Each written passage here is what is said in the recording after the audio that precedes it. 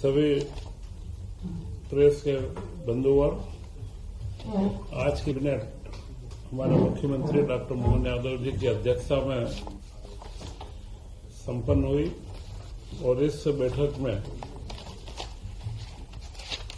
मुख्यमंत्री जी के द्वारा कुछ विषय निर्णयों के अलावा भी बताए गए कि जो राज्य के लिए महत्वपूर्ण विषय थे, उसमें सबसे बड़ा विषय था 2 रोज पहले ही वो बालाघाट होकर के आए। बालाघाट को नक्सल मुक्त कर दिया गया है। यह सबसे बड़ा कार्य, एक चुनौतीपूर्ण कार्य भी था। दिसंबर तक की उसमें डेडलाइन देकर के एक समय सीमा निश्चित करके नक्सल मुक्त किया गया और उसके बाद मुख्यमंत्री स्वयं बालाघाट में जाकर के आए और बालाघाट में उन पुलिस के हमारे कर्मचारियों को पुरस्कृत भी किया और आउट ऑफ टर्न प्रमोशन दिया, जिन लोगों ने या जिनके कारण से इस अभियान के अंदर सहयोग मिला। उसी के साथ में मुख्यमंत्री जी ने एक निर्णय और लिया है कि अगली कृषि कैबिनेट, एग्रीकल्चर यह कृषि का वर्ष है और अब इस गति से बालाघाट क्षेत्र पूरा जो नक्सल प्रभावित इलाके भी थे उनमें भी सारी कृषि की गतिविधियों में तेजी आए। उसके लिए कृषि कैबिनेट अगली बालाघाट में की जाएगी।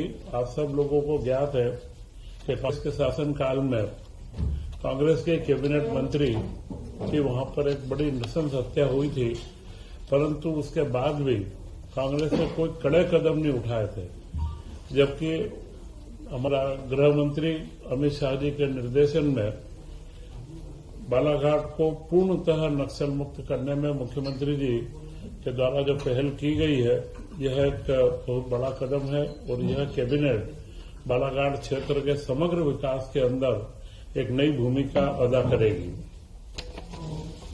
इसी के साथ में हम लोग लगातार देख रहे हैं मध्य प्रदेश में वन्य जीवों का संरक्षण बढ़ा है और हमारे यहाँ पर चीतों का परिवार भी बढ़ा है। इस बार चीतों परिवार करीब करीब हमारे बीच में 2 शावकों का जन्म हुआ और उसी के साथ में कूनो राष्ट्रीय उद्यान में 5 शावकों का जन्म हुआ और अब मध्य प्रदेश में कुल चीते 24 हो गए हैं। चीतों की संख्या बढ़ना, उसी के साथ में वन्य जीव के साथ में पर्यटन की वृद्धि हो, क्योंकि मध्य प्रदेश में सबसे अधिक वन क्षेत्र है और वन क्षेत्रों में पर्यटन की बहुत संभावना है और जिससे रोजगार की भी संभावना है। तो उसके अंदर भी हमारी वृद्धि हो रही है, क्योंकि सफेद टाइगर भी इंदौर की जू के अंदर एक सफेद टाइगर मिला है और इसके अलावा रीवा में भी हम लोग उसके लिए प्रयासरत हैं। इसी के साथ मुख्यमंत्री जी ने एक नई योजना को बनाने का भी निर्देशित भी किया है कि जहां पर जू बनते हैं, जिनमें हमारे वन्य जीवों को रखा जाता है, उसी के साथ में एक रेस्क्यू सेंटर भी बनाया जाए, जहां पे जो घायल पशु हो जाते हैं उन पशुओं को ला करके उनका इलाज भी हो और फिर उन्हें स्वस्थ होने के लिए जू के अंदर रखे भी। यह कॉम्बिनेशन का नया प्रयोग मध्य प्रदेश में करने के बारे में मुख्यमंत्री जी की मंशा है। इसी के साथ में 2 रोज पूर्व ही इंदौर में दाल मिलों का एक 2 दिन का सेमिनार हुआ और उसके ऊपर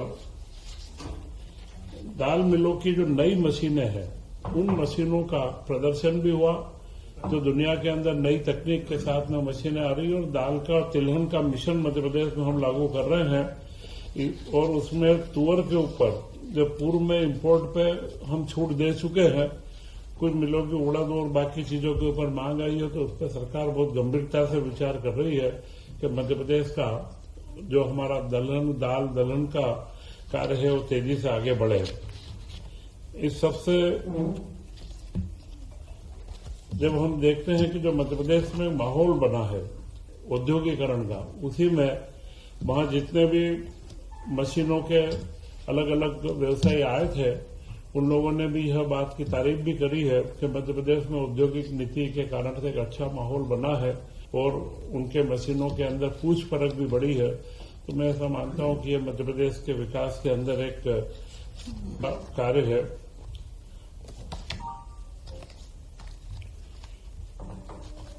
इस सीजन में जो कृषि वर्ष हमने यह घोषित किया है, इसी में सबसे महत्वपूर्ण धान के समर्थन मूल्य में वृद्धि से किसानों को बहुत राहत भी मिली है। 25-26 में 51.74 लाख मीट्रिक टन से अधिक धान का उपार्जन मध्य प्रदेश में हुआ है और समर्थन मूल्य 2369 रूपये निर्धारित था। पिछले सत्र के एमएसपी से यह 69 रूपये अधिक था और पिछले खरीफ सीजन में धान का समर्थन मूल्य 2300 रूपये ही था। तो यह जो 69 रूपये अधिक होने से और यह समर्थन मूल्य के ऊपर 43,52,905 मीट्रिक टन का उपार्जन किया गया और 8,59,000 किसानों के द्वारा धान का इसमें पंजीयन किया गया था।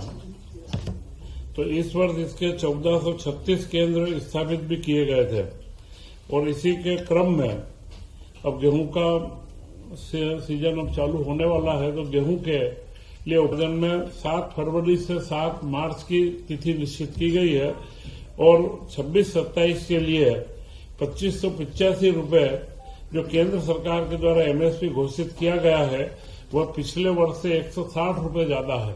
एमएसपी के ऊपर उपार्जन का भी निश्चित है। पंजीयन की निःशुल्क व्यवस्था है और किसान द्वारा समर्थन मूल्य पर विक्रय का भुगतान प्राथमिकता के आधार पर आधार लिंक बैंक खातों से किया जाएगा। पिछले में भावांतर योजना हो या जितनी भी योजनाएं रही, पुराने अतिवृष्टि के भी जो मामले थे, उन सब में राज्य सरकार ने 15 दिन से 1 महीने के समय सीमा में सारा भुगतान किया है। तो इस बार गेहूं में भी हमारी ये व्यवस्था रहेगी कि हम जल्द से जल्द किसानों का भुगतान उनके खातों में प्राप्त हो जाए। इसी के साथ में स्वास्थ्य का क्षेत्र, जिसमें मध्य प्रदेश ने बड़ी छलांग लगाई है। इस वर्ष जो आंकड़े आए हैं नेशनल हेल्थ केयर सर्वे के, उनमें जो मध्य प्रदेश में मात्र मृत्यु दर एमएमआर 173 से घटकर 142 हुई है। यह एक बहुत बड़ा आंकड़ा है। 173 से 10,000 के ऊपर 173 मृत्यु होती है, वह 142 हुई है। और आईएमआर शिशु मृत्यु दर वह 41 से घटकर 37 हुई है। ये जो 2 सूचकांक है, यह विकास के सूचकांक के सबसे महत्वपूर्ण पहलू रहते हैं। इनके माध्यम से ही प्रदेश की या देश की जो क्रेडिट रेटिंग या जो रेटिंग की जाती है, वो इन्हीं के माध्यम से की जाती है। और उसी में टीबी उन्मूलन कार्यक्रम में मध्य प्रदेश 5 राज्यों के अंदर सिर्फ 5 राज्यों में भी आ चुका है। और सिकल सेल में, जिसके ऊपर लगातार हमारे राज्यपाल महोदय भी इस पर चिंतित रहते हैं, और सिकल सेल के अंदर व्यापक स्क्रीनिंग और उपचार की सुविधाएं भी विकसित करी है। और आयुष्मान भारत योजना में 4.43 करोड़ कार्ड तैयार करके मध्य प्रदेश इस देश में प्रथम स्थिति के अंदर है।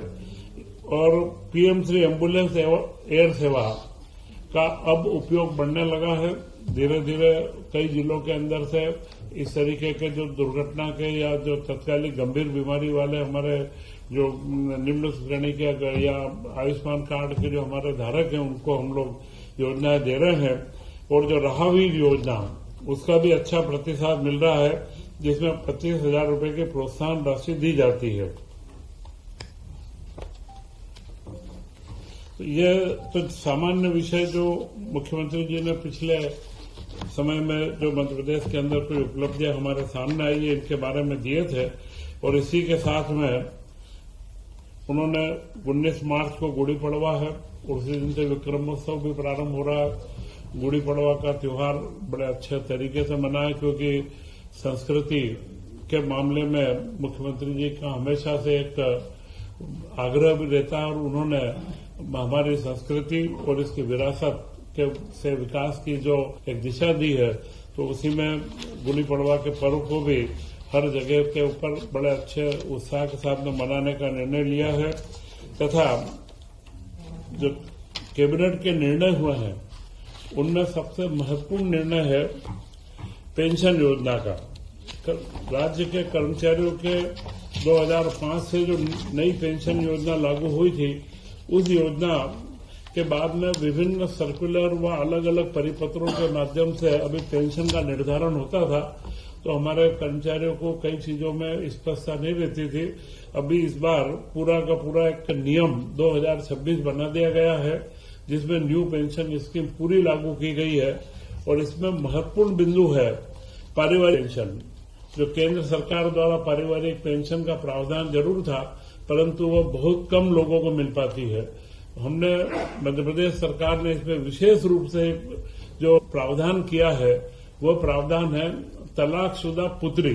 अभी तक पुत्रों को ही इसमें पेंशन प्राप्त होती थी, परंतु तलाकशुदा पुत्री का भी प्रावधान इसमें आ गया है, क्योंकि आप हम सब जानते हैं कि जो लड़कियां माता पिता पर आश्रित रहती है और जब तलाक हो जाए तो उनका जीवन यापन बड़ा मुश्किल होता है। तो मध्य प्रदेश में उसको भी पेंशन की पात्रता रहेगी। बाकी सारे नियम जो उनके स्वैच्छिक सेवानिवृत्ति और जो केंद्र सरकार ने जो प्रावधान दिए थे, उन सारे प्रावधानों को उनमें नियमों में समाहित करके एक नियम 2026 का इसमें अनुमोदन किया गया है। इसी के साथ में ओल्ड पेंशन स्कीम का भी और नई पेंशन स्कीम, 2 स्कीमों का करा गया है। तथा आदिवासी क्षेत्रों में जो प्रधानमंत्री जी का महत्वपूर्ण कार्यक्रम है धरती आबा जनजाति ग्राम उत्कर्ष अभियान, धरती आबा कार्यक्रम के तहत जो हमारे सामने अविद्युतीकृत घरों की संख्या टोटल 63,000 चिन्हित की गई थी। और वहां पर जो शासकीय संस्थान थे वो 650 थे। कुल 63,000 ऐसे संस्थान चिन्हित किए गए घर के साथ में, और उनमें उनकी जो टोटल 366 करोड़ रुपए की लागत है वो स्वीकृत की गई है। और जो ऑफ ग्रिड है उसमें ऊर्जा विकास निगम इसमें सोलर प्लस बैटरी का लगा करके ऑफ ग्रिड, जहां पर साधारण 2 लाख से ऊपर का खर्च आता है, उसमें ऑफ ग्रिड का करके और 97 करोड़ में 8,521 घरों के अंदर बिजली की व्यवस्था की जाएगी। इससे हम 100% लक्ष्य की ओर आगे बढ़ने में कामयाब होंगे। इसी के साथ में उच्च न्यायालय में कंप्यूटर ऑपरेटरों इनके अंदर जो कई हमारे समर्थ है उनमें 5 साल की वृद्धि की गई। पहले 40 साल था, 45 साल किया गया है, क्योंकि जो ट्रेंड कंप्यूटर ऑपरेटर वो आईटी के बच्चे हैं, उनको 5 साल की जो सेवा वृद्धि करने से उनके अनुभव को देखते हुए हाईकोर्ट में इसका लाभ मिलेगा। इसी के साथ कई योजनाओं की निरंतरता, जैसा आहार अनुदान योजना, एकीकृत छात्रावास योजना जनजाति कार्य विभाग के अंदर है, और सीएम राइज विद्यालय योजना, आवास सहायता योजना, जनजाति कार्य में छात्रवृत्ति, शुल्क प्रतिपूर्ति और विदेश अध्ययन की योजना, और महिला बाल विकास में मुख्यमंत्री कोविड 1.8 बाल सेवा योजना। इन सारी योजनाओं की निरंतरता की स्वीकृति भी इस कैबिनेट के अंदर दी गई है। तो यह कैबिनेट के जो महत्वपूर्ण पहलू थे मैंने आपके बीच में रखे हैं। अगली विधानसभा का सत्र है, उसमें 18 तारीख को बजट पेश किया जाएगा, और मुझे लगता है यह बजट अपने आप में एक बड़ा संतुलित और विकास उन्मुखी बजट होगा।